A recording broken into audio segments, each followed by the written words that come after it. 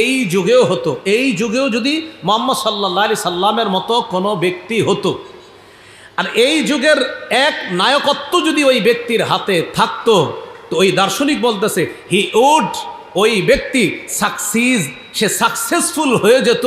কিভাবে?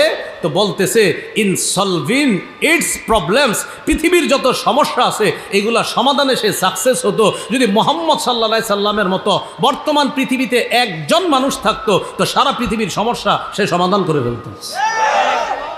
এটা একজন ইংরেজি দার্শনিকের কথা। মুহাম্মদ সাল্লাল্লাহু আলাইহি ওয়াসাল্লাম একজন যদি হতো, হি উড সাকসেস, বলতেছে সে সাকসেস হয়ে যেত। ইন কিভাবে? সলভিং ইটস প্রবলেমস, যত সমস্যা আছে সব সমাধানে সে সাকসেসফুল হতো।